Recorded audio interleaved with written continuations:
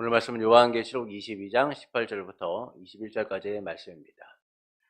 내가 이 두루마리의 예언의 말씀을 듣는 모든 사람에게 증언하노니 만일 누구든지 이것들 외에 더하면 하나님이 이 두루마리에 기록된 재앙들을 그에게 더하실 것이요 만일 누구든지 이 두루마리의 예언의 말씀에서 제하여 버리면 하나님이 이 두루마리에 기록된 생명나무와 및 거룩한 성의 참여함을 제하여 버리시리라.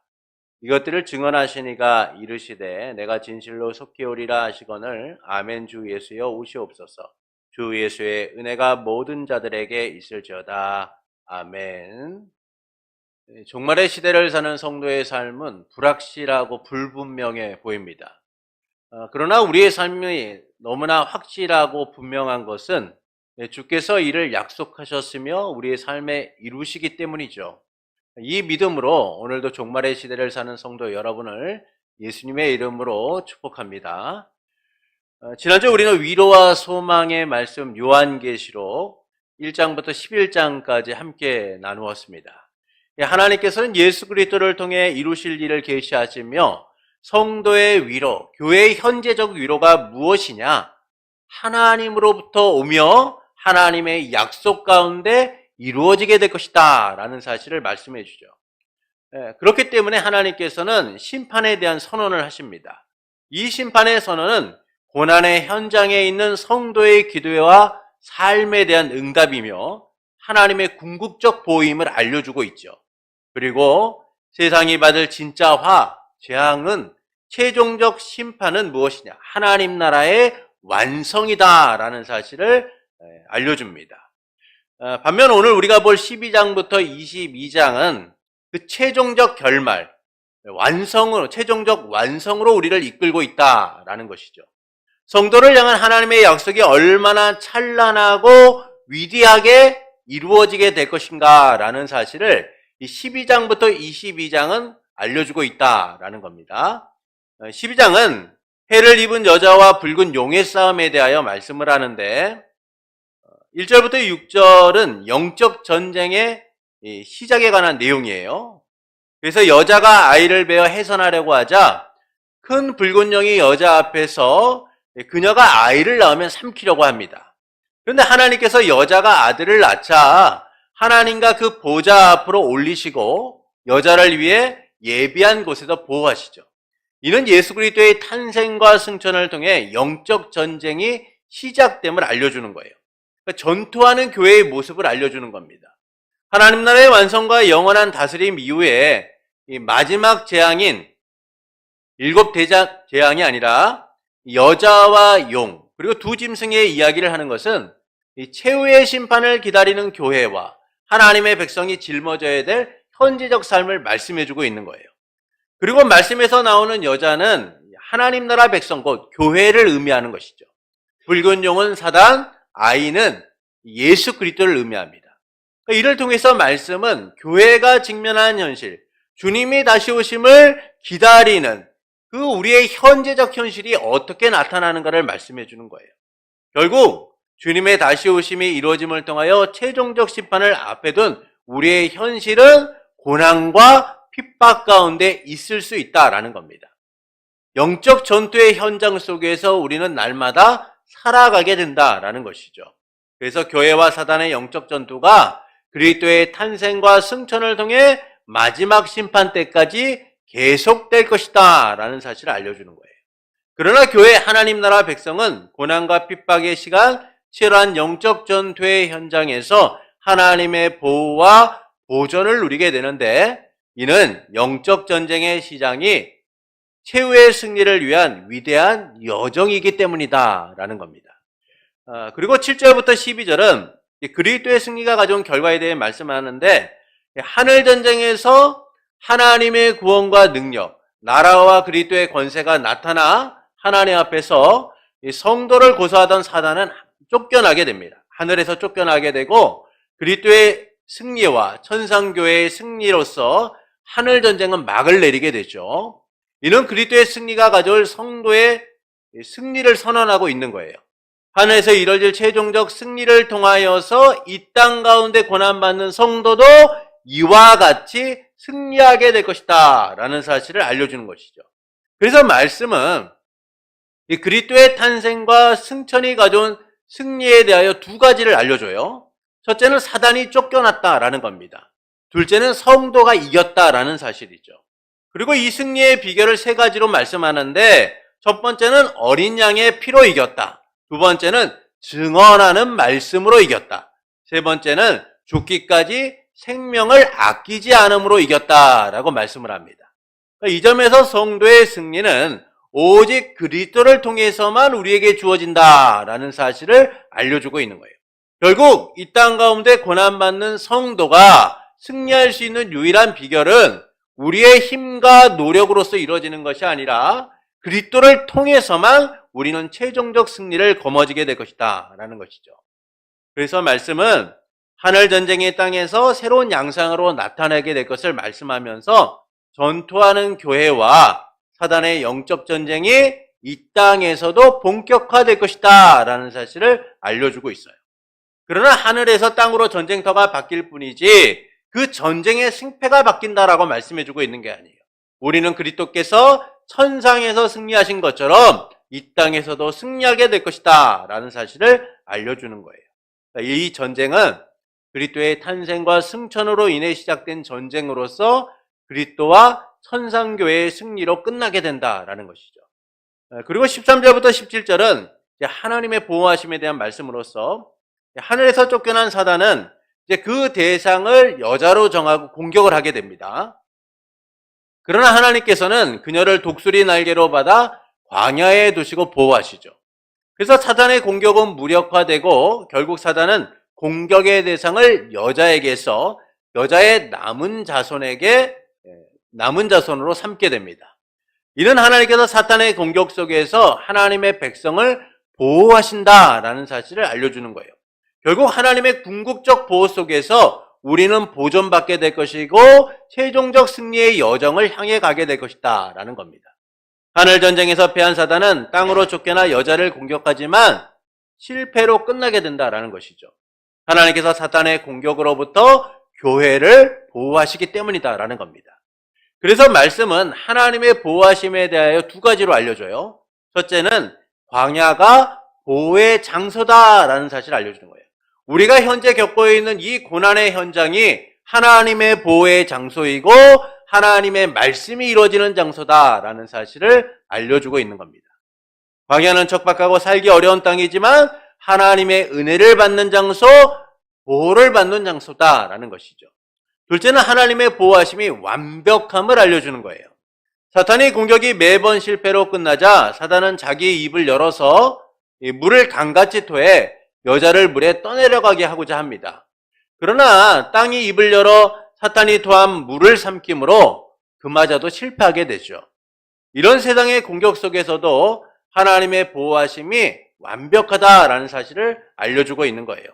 결국 우리가 이 땅 가운데 고난을 받지만 결국 성도는 하나님의 보호하심 속에서 승리하게 될 것이고 주님의 몸된 교회는 이 보호하심 가운데 있게 될 것이다 라는 겁니다. 13장은 바다에서 나온 짐승과 땅에서 나온 짐승에 대한 말씀을 하고 있어요. 1절부터 10절은 이제 영적 전쟁의 승리를 위한 전략에 대하여 말씀을 합니다. 바다에서 올라온 짐승은 사단으로부터 권세를 받아서 하나님과 하늘에 사는 자들을 모독하죠. 그리고 성도들과 싸워 이기고 모든 족속과 백성과 언어와 나라를 다스리고 경배받게 됩니다. 이 상황에서 누구든지 사로잡힐 자는 사로잡히고 누구든지 검에 죽임을 당한 자는 죽임을 당할 것인데 여기에 성도의 인내와 믿음이 있다라고 말씀을 하죠. 이는 하나님과 그리스도를 모방하는 용과 짐승으로 인한 환난에서 성도가 어떻게 싸워야 하는가를 알려주고 있는 거예요. 바다에서 올라온 짐승은 적 그리스도로서 사단으로부터 권세를 받아서 이 세상을 악으로 통치하며 하나님을 대적합니다. 사탄과 짐승은 하나님과 그리스도를 모방하여 세상을 유혹하게 되고 세상은 이 유혹에 넘어가 그들을 경배하고 또한 사탄과 짐승은 세상의 권세를 거머쥐고 그것을 누리게 되죠. 그러나 바다에 올라온 짐승의 승리는 42달이라는 제한적 승리로 이루어지게 된다라는 사실을 말씀해주고 있어요. 고난의 시기를 겪고 있는 성도에게 그래서 하나님께서는 인내와 믿음으로 이기라 라고 말씀을 합니다. 고난은 달라지지 않지만 인내와 믿음으로 견딜 때 결국 우리는 승리하게 될 것이다 라는 거예요. 왜냐하면 고난의 시기가 한정되어 있기 때문이다 라는 겁니다.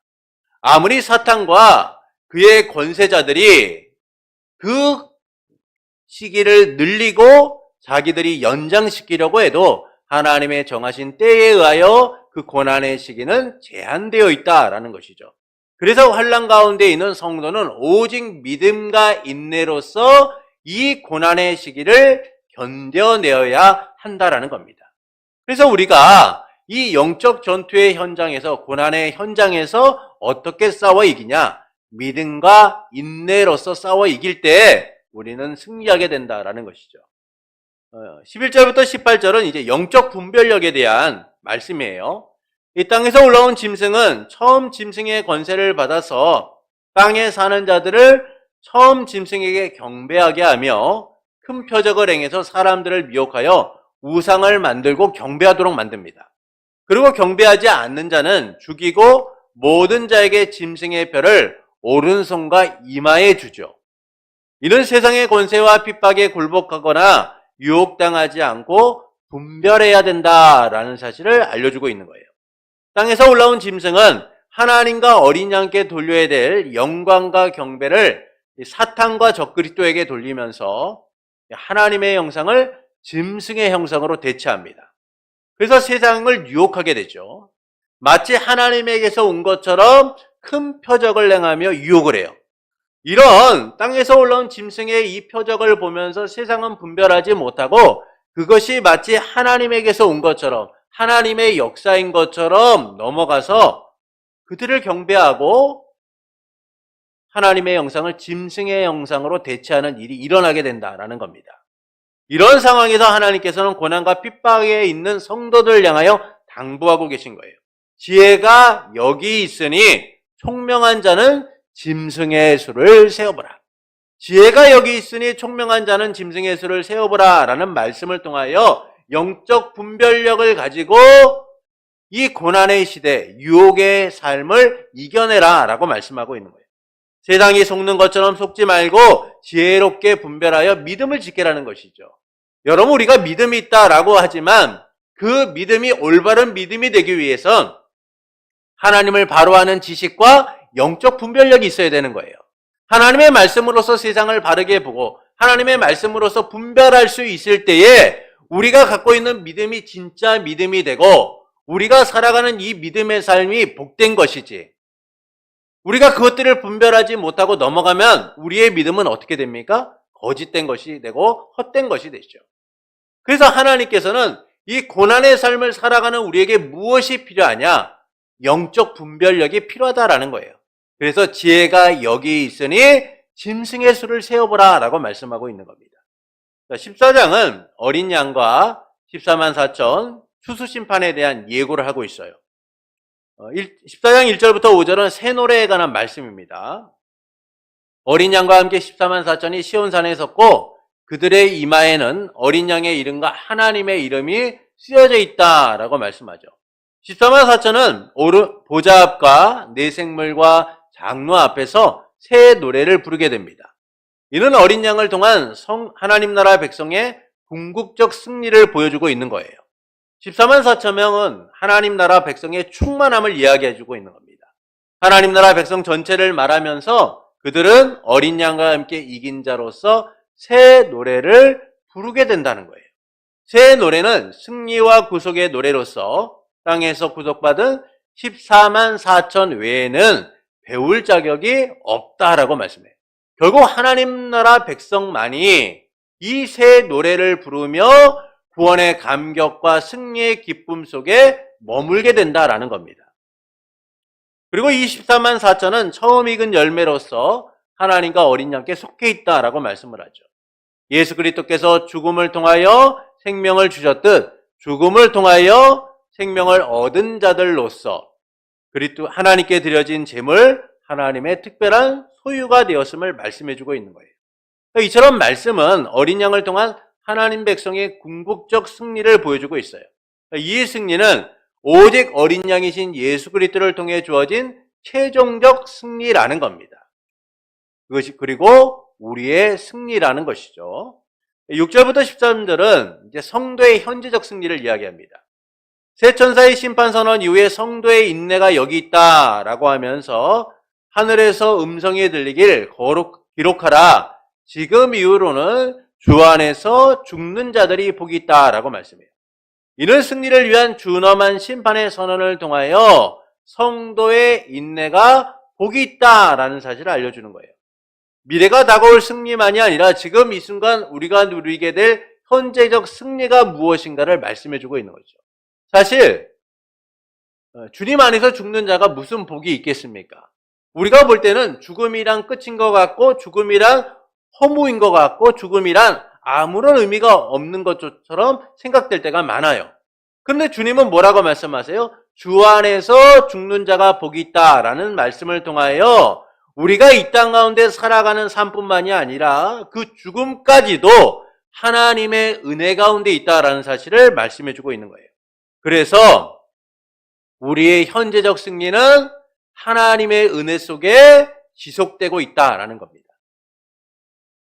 이와 같은 말씀을 통해서 첫 번째 천사는 영원한 복음을 가졌다라고 선언하고 있고, 두 번째 천사는 바벨론의 멸망을 선언하고, 세 번째 천사는 짐승의 받은 자에 대한 심판을 선언한 이후에 고난 중에 있는 성도를 향한 인내의 촉구와 복을 선언하고 있는 것이죠. 그 복이 바로 지금 이후로 주 안에서 죽는 자들이 복이 있다라는 거예요.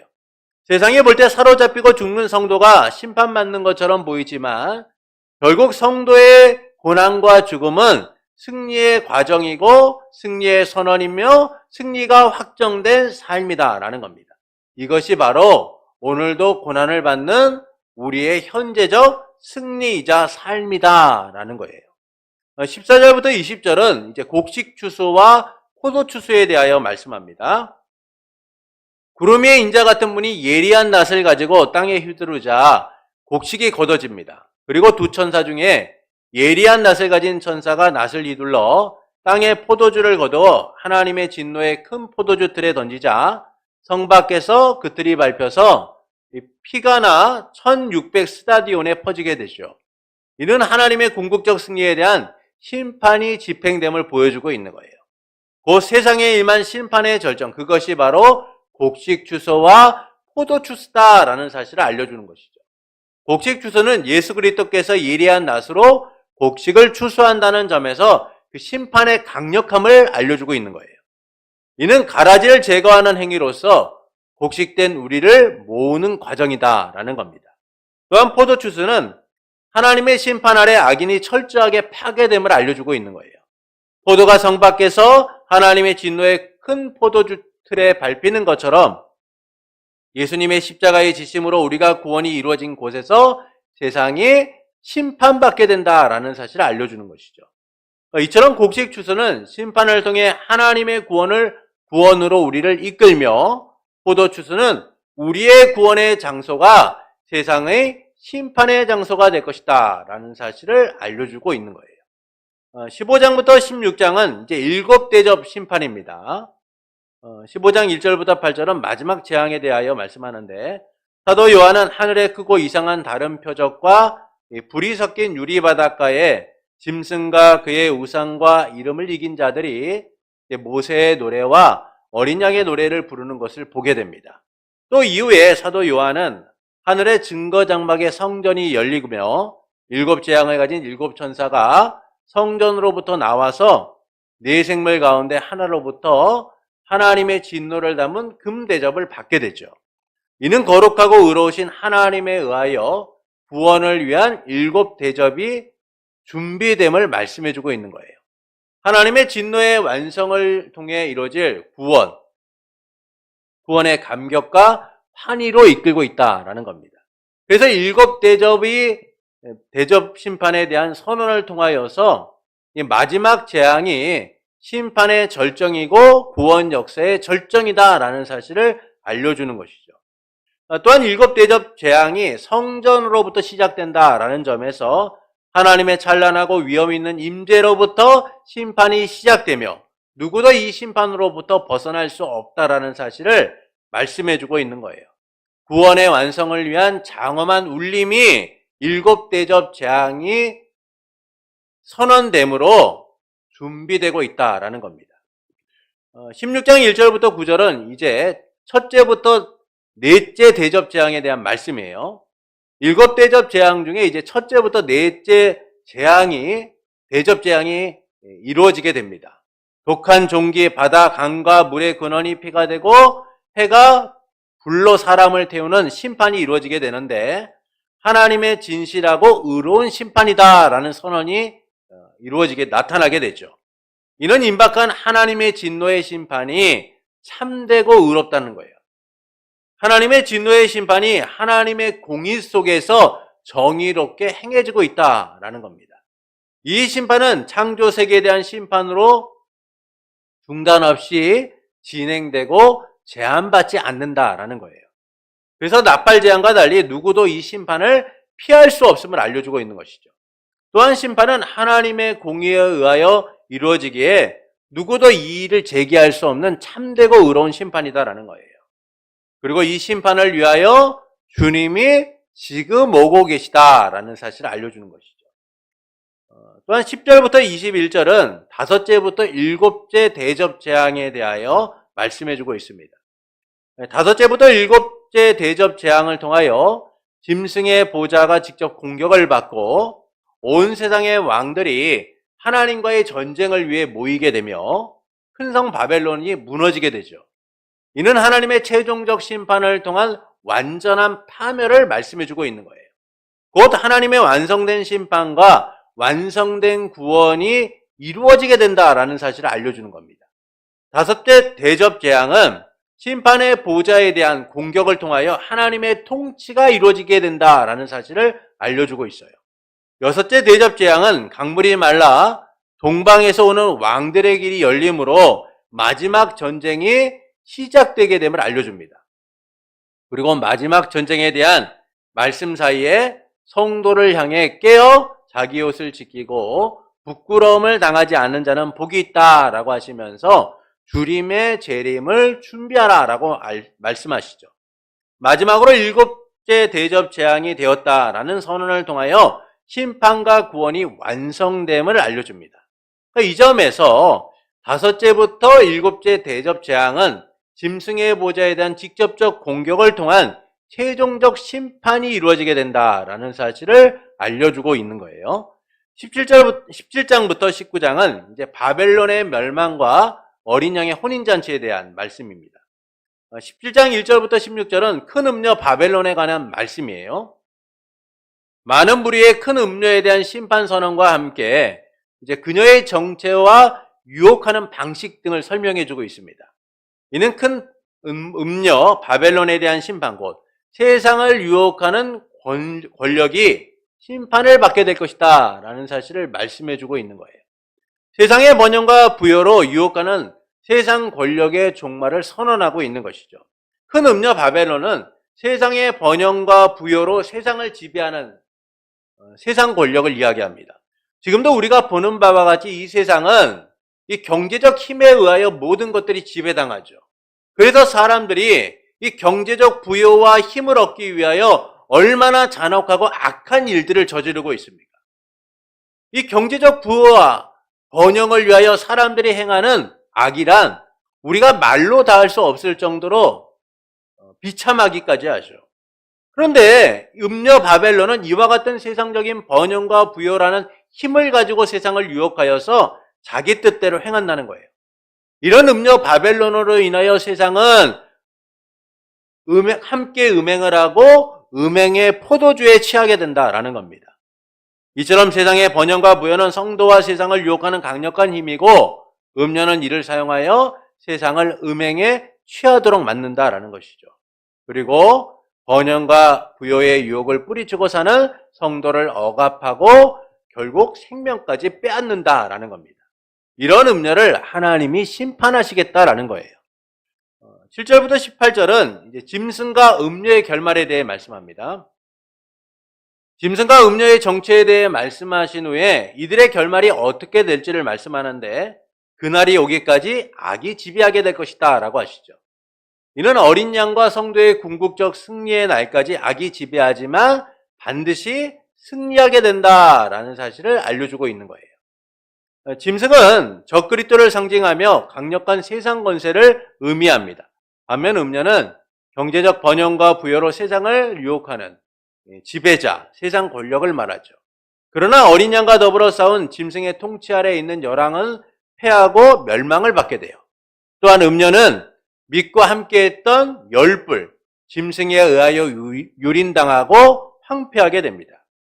이는 어린 양과 성도의 궁극적 승리의 날까지 악이 지배하고 그들이 번성하는 것처럼 보이지만 결국 승리는 우리의 것이 될 것이다 라는 사실을 말씀해주고 있는 거예요. 그리고 18장 1절부터 8절에서 이 바벨론의 멸망에 대해 말씀합니다. 바벨론에 대한 심판 선언 이후에 하늘에서 음성이 들리길 내 백성아 거기서 나와 죄에 참여하지 말고 받을 재앙을 받지 말라라고 하죠. 이후 하나님의 강력한 심판으로 인하여 바벨론은 황폐하게 됩니다. 황폐하게 될 것을 말씀해요. 이는 강력한 하나님의 심판에서 나오라는 거예요.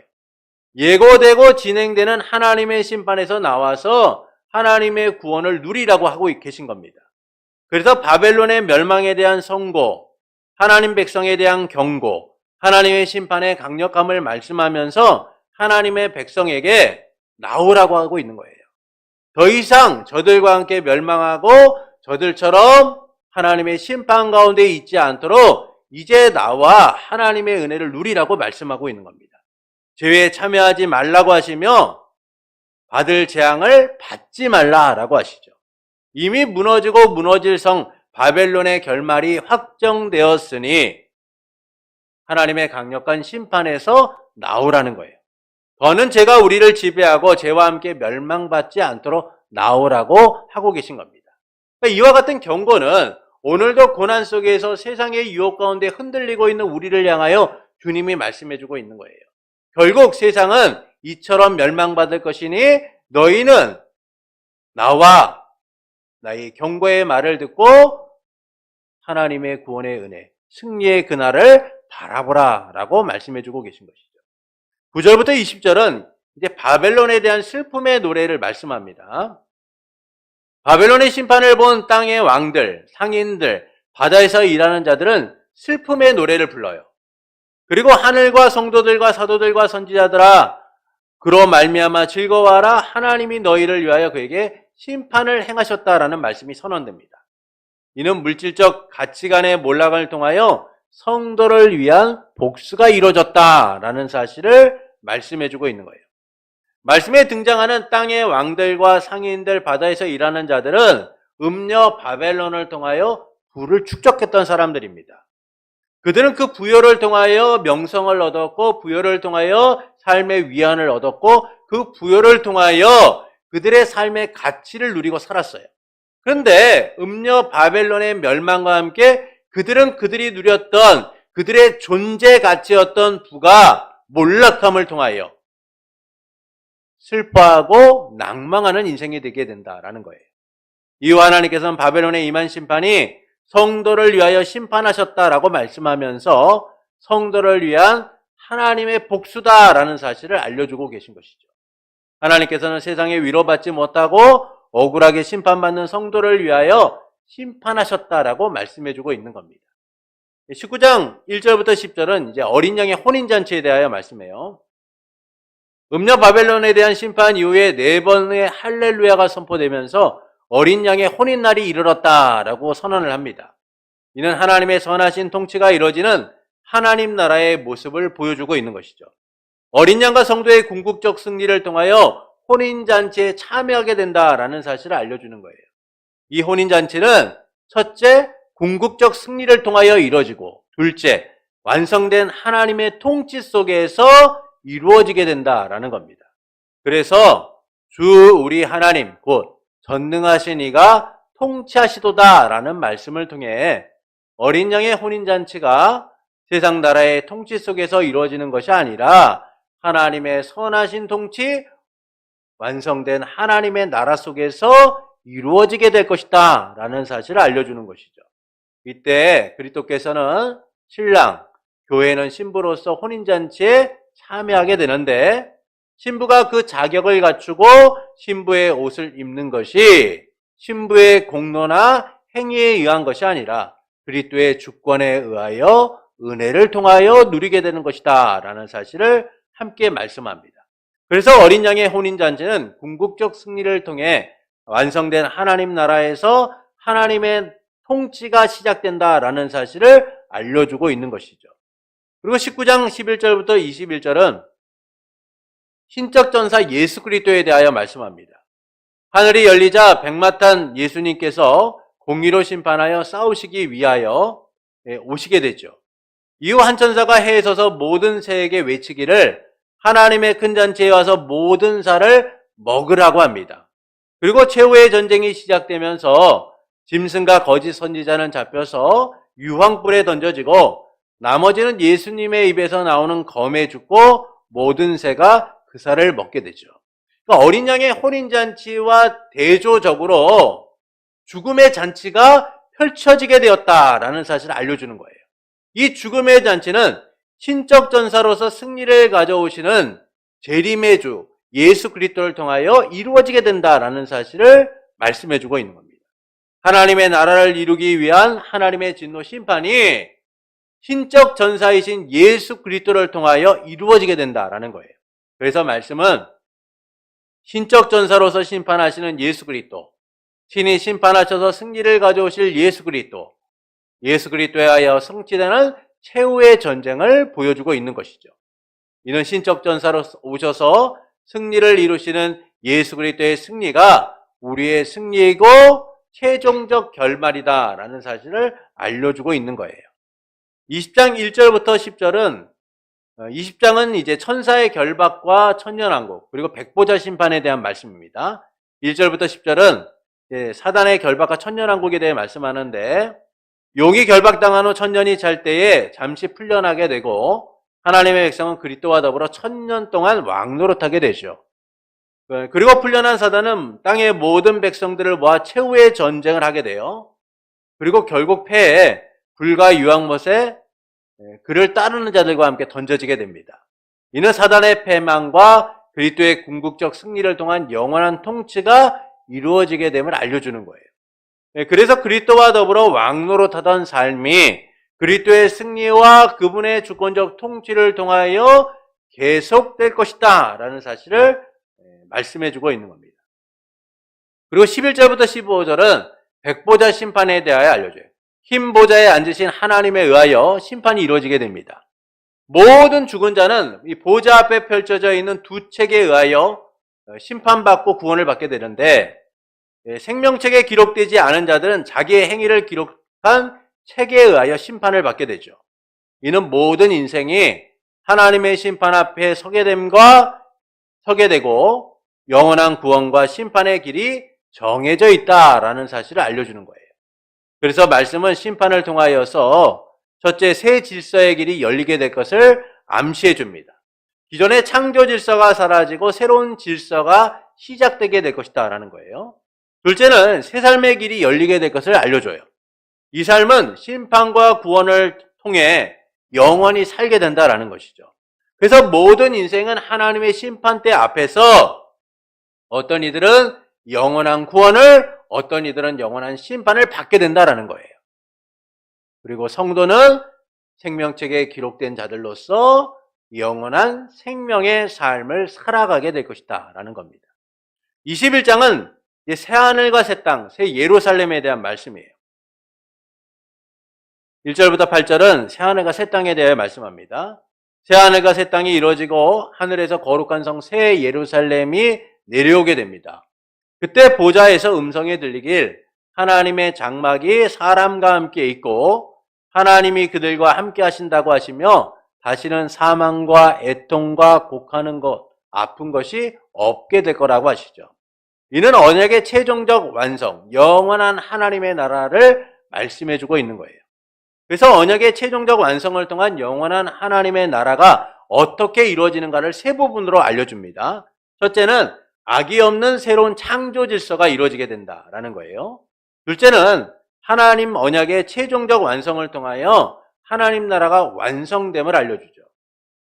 이 완성의 극치가 뭐냐? 임마누엘이라는 거예요. 하나님이 함께 하시고 하나님의 영원한 통치를 누리는 삶이 이루어지게 될 것이다 라는 겁니다. 셋째는 하나님 나라의 완성 이후에 하나님을 대적한 이들의 결말을 알려주고 있어요. 성도가 하나님 나라의 복을 누리는 반면에 하나님을 대적한 모든 자들은 영원한 사망을 누리게 된다라는 겁니다. 이처럼 언약의 최종적 완성을 통한 영원한 하나님의 나라를 말씀하므로 하나님의 궁극적 목적이 실현됨을 알려주고 있는 것이죠. 9절부터 27절은 이제 새 예루살렘에 대하여 말씀합니다. 사도 요한은 어린 양의 아내인 새 예루살렘을 보게 되는데 그것은 하나님의 영광으로 밝게 빛나며 성은 크고 높은 성벽과 12문과 12기초석으로 되어 있다라고 말씀하죠. 그리고 그 성은 해와 달이 비칠 필요가 없고 달이 없으며 사람이 만국의 영광과 존귀를 가지고 그 성으로 들어간다라고 말씀을 합니다. 이는 하나님의 영광이 비추는 새 예루살렘인 우리의 날이 영원토록 찬란할 것을 알려주는 거예요. 가장 빛나고 아름다운 성도의 영광이 하나님의 영광이 비춰짐으로 찬란하게 될 것이다 라는 겁니다. 그래서 새 예루살렘의 모습을 통해 어린 양의 신부인 교회 공동체가 누릴 영원한 영광, 그 찬란함을 알려주고 있는 것이죠. 어둠이 존재하지 않는 교회의 찬란함이 하나님의 영광에 의하여 영원토록 지속된다라는 거예요. 또한 새 예루살렘에는 성전이 보이지 않고 하나님과 어린 양이 성전이 되셨다라고 말씀을 합니다. 이는 더 이상 세상과 구별하여 하나님의 임재와 주권을 나타낼 필요가 없기 때문이에요. 하나님이 모든 주권을 가지신 분으로 그들과 함께 하실 것이기 때문이죠. 우리와 함께 하실 것이기 때문에 하나님과 어린 양이 우리의 성전이 되신다라는 겁니다. 이처럼 성도의 가장 찬란하고 빛나는 삶은 세상처럼 번영과 부여를 쌓고 세상에서 우리의 이름을 날리고 세상에서 우리의 삶이 형통한 것이 아니라 완성된 하나님의 나라 안에서 하나님 나라 백성으로 살아가는 그 삶이 우리의 가장 찬란하고 빛나는 삶이 될 것이다 라는 사실을 말씀해주고 있는 것이죠. 22장은 요한계시록의 마지막 장으로서 생명수강과 생명나무 재림의 약속을 하고 있습니다. 1절부터 5절은 이제 생명수강과 생명나무에 대해 말씀하죠. 사도 요한은 하나님과 어린 양의 보좌에서 생명수의 강이 흘러나오고 강 좌우에 생명나무가 있으며 하나님의 종들이 하나님을 섬기며 그분의 얼굴을 보게 되죠. 그리고 다시는 밤이 없고 그들에게 등불이나 햇빛이 필요 없는데 이는 주 하나님께서 그들을 비추실 것이기 때문이며 그들이 영원토록 왕노릇하리라 라고 합니다. 이는 에덴의 회복을 통하여 성도가 누릴 최종적 복을 말씀해주고 있는 거예요. 성도의 최종적 복은 하나님의 나라에서 하나님을 섬기며 영원토록 왕노릇하는 것, 존귀한 삶을 사는 것이다 라는 겁니다. 그래서 말씀은 하나님 백성에게 임할 우리의 복이 무엇인가를 세 가지로 알려줘요. 첫째는 에덴의 회복을 통하여 영원한 생명을 누리는 복이다 라는 거예요. 둘째는 하나님을 예배하는 복이라는 것이죠. 셋째는 영원토록 왕노릇하는 존귀한 삶을 사는 복이다 라는 겁니다. 이처럼 에덴의 회복을 통하여 성도가 누릴 최종적 복은 하나님을 섬기고 존엄하고 존귀한 삶을 사는 거예요. 그리고 6절부터 11절은 재림의 약속을 하고 있습니다. 사도 요한은 하나님이 그의 종들에게 반드시 속히 될 일을 보이시려고 천사를 보내셨다라는 사실을 듣게 되죠. 그리고 예수님께서 속히 오리라고 하시면서 예언의 말씀을 지키는 자는 복이 있다라고 하십니다. 이후 사도 요한은 천사로부터 때가 가까웠으니 두루마리의 예언의 말씀을 임봉하지 말라라는 말을 듣게 됩니다. 이는 종말의 시대를 사는 성도에게 재림의 임박성을 말씀해주고 있는 거예요. 속히 될 일, 속히 오리라, 때가 가까움이라 라는 말씀을 통하여서 재림의 임박성, 필연성을 강조해주고 있는 겁니다. 세상처럼 상황이나 여건에 따라서 지체되거나 재현되는 것이 아니라 반드시 이루어질 일이라는 거예요. 그래서 성도는 이 재림의 임박성을 인식하면서 살아가는 이들이 되어야 된다라는 겁니다. 12절부터 17절은 이제 보상에 대한 말씀이에요. 예수님께서 속히 오리라고 하시며 각 사람의 행한 대로 갚아주시겠다라고 합니다. 또한 자기 두루마리를 빠는 자는 복이 있는데 이들은 생명나무에 나아가 문을 통하여 성에 들어갈 권세를 누리는 반면 악한 자들은 다 성 밖에서 있을 것이다 라고 하시죠. 그리고 성령과 신부가 말하길 오노라 듣는 자도 오고 목마른 자도 오게 하며 원하는 자는 값없이 생명수를 받으라고 하세요. 이는 구원받은 하나님 나라 백성에게 요구되는 지속적인 삶과 복에 대하여 말씀해주고 있는 거예요. 예수님께서 주실 상이 있는데 각 사람에게 행한 대로 주시겠다라고 합니다. 이는 행위를 구원의 조건이나 또는 상급의 차이가 있다라고 말씀하는 게 아니라 모든 성도가 하나님의 은혜로 구원받고 은혜로 똑같은 상급을 받게 된다라는 거예요. 그래서 주님이 이 각 사람의 행위에 대하여 말씀하는 것은 구원하신 은혜에 반응하여 살아가는 모든 자들에게는 구원하신 그 놀라운 복들을 주시겠다라고 알려주고 계신 것이죠. 결국 이 상급은 생명나무에 나아가며 문을 통하여 성에 들어가는 권세를 이야기해 주고 있어요. 구원받은 백성의 삶이 영원한 생명 속에서 살아가게 될 것이다라는 거예요. 결국 우리의 상급은 뭐예요? 구원인 거예요. 그런데 많은 이들이 이 구원을 우리가 생각하는 일반적 상급과 착각해서 비교할 때가 많죠. 그래서 똑같이 예수를 믿고 구원받았음에도 불구하고 어떤 이들은 하나님 나라에서 더 많은 부귀와 영광을 누리고 어떤 이들은 초라하게 생명을 유지하며 살아가는 것처럼 이야기하는 이들이 있다라는 거예요. 그러나 주님이 우리에게 약속하신 각 사람에게 행한 대로 주시겠다라는 상급은 구원의 조건이나 상급의 차이를 말씀해 주시는 것이 아니라 모든 하나님의 백성들이 구원의 은혜를 누리게 될 것이다 라는 사실을 말씀해 주고 있는 거예요. 차별 없는 은혜, 그 은혜를 모두가 누리게 될 것이다 라는 것이죠.